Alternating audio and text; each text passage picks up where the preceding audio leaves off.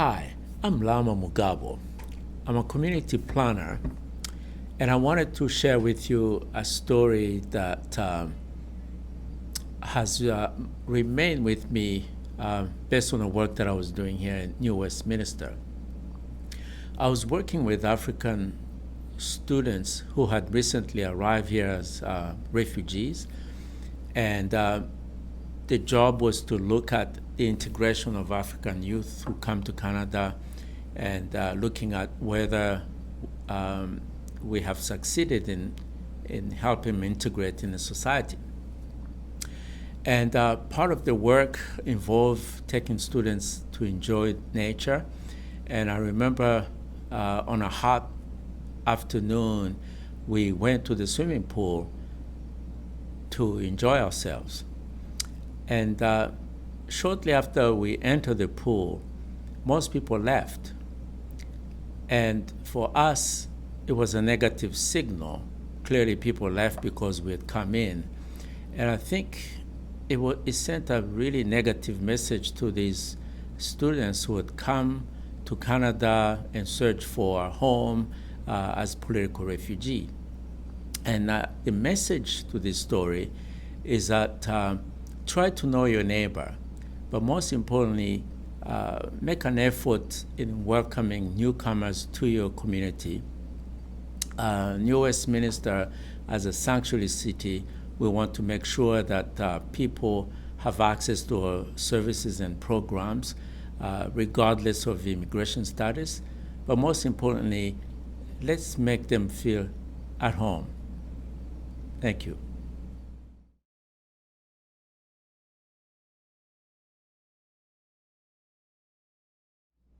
Hi, I'm Lama Mugabo. African Voices is an initiative of the City of New Westminster Sanctuary City Project.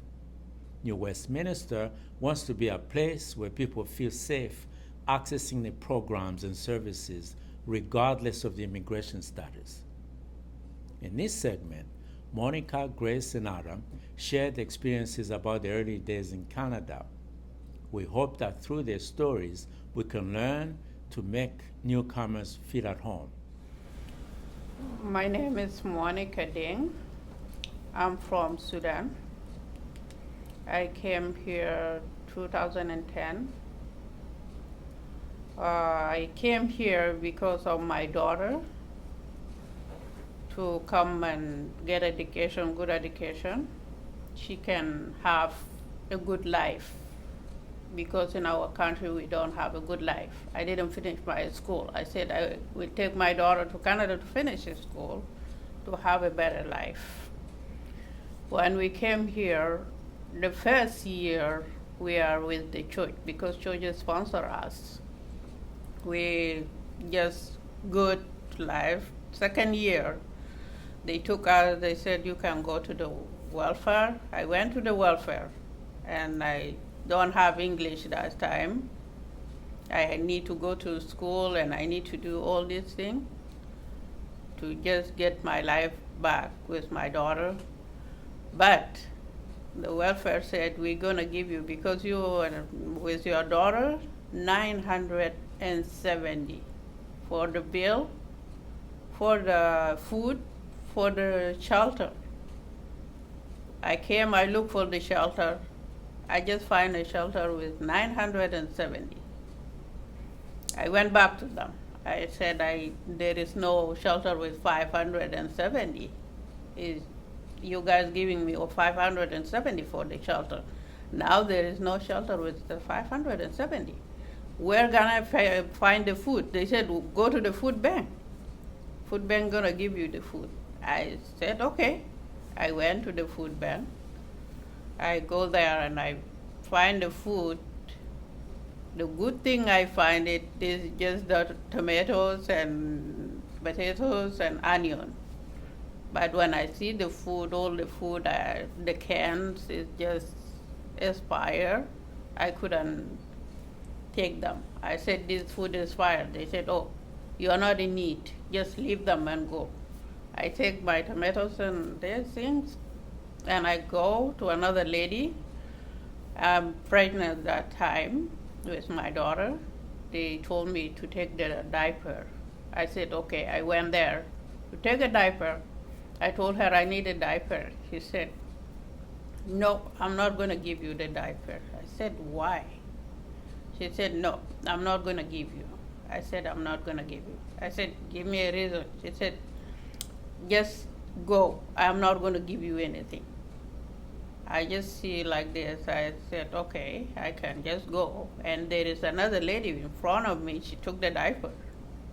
The white lady, she took the diaper and she left. When I came home, I thought for myself, I said, oh, maybe I'm black, that's why she doesn't want to give me the diaper. I just came home.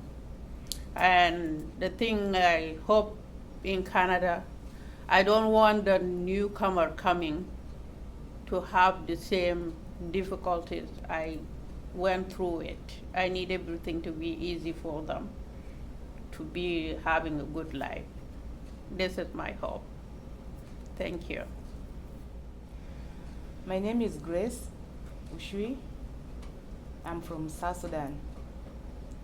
I came to Canada in 2011 with my big family of 10 people, thinking that and hoping that our life will be better. For sure, we thank Canada so much for what they have done for us, because our situation was not good. Because of my husband was tortured a lot.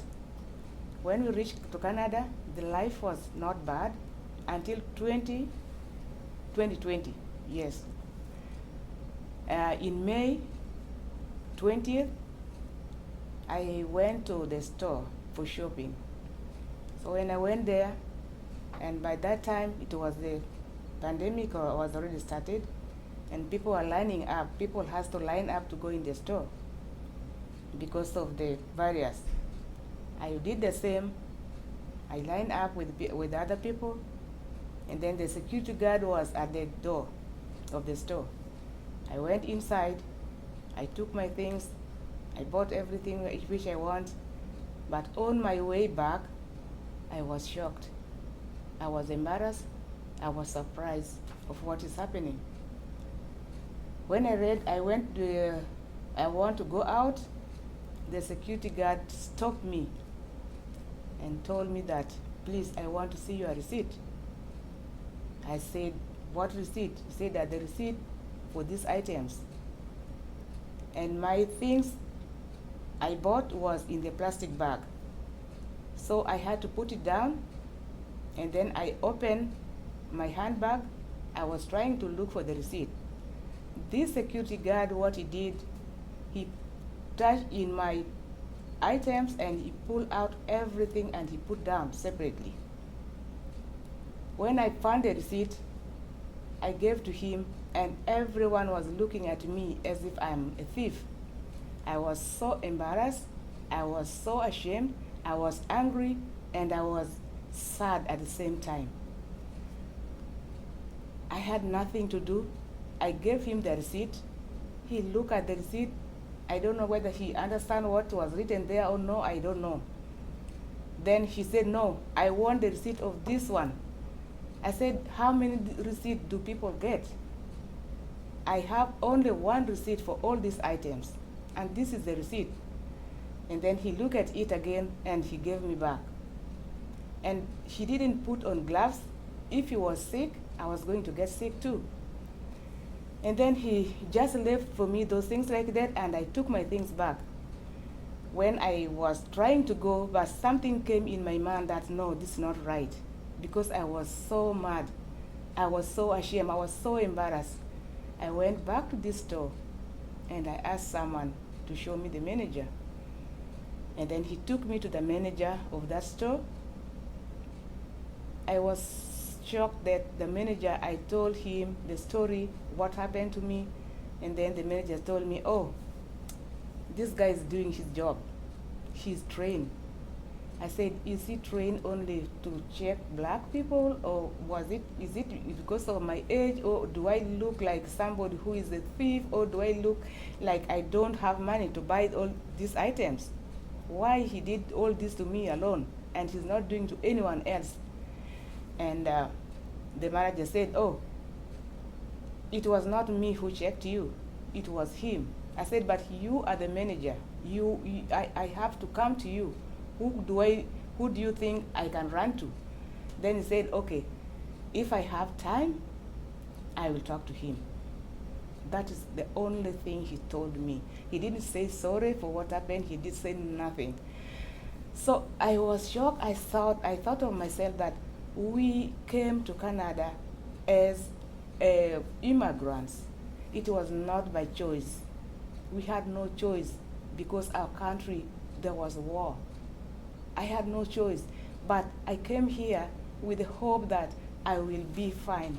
My children will be okay. We shall have a better life. But now this life is turning us to something else. I was so embarrassed. I asked God why our country is like this.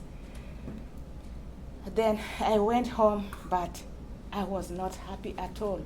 I was not happy at all. So I'm asking people that at least help us. Don't think that all refugees, all colored people, they're here by choice. We are not here by choice. We are not here by choice. But I thank the government so much to help us. But other people, they're treating us in a different way. We need respect. We need dignity. We need hope.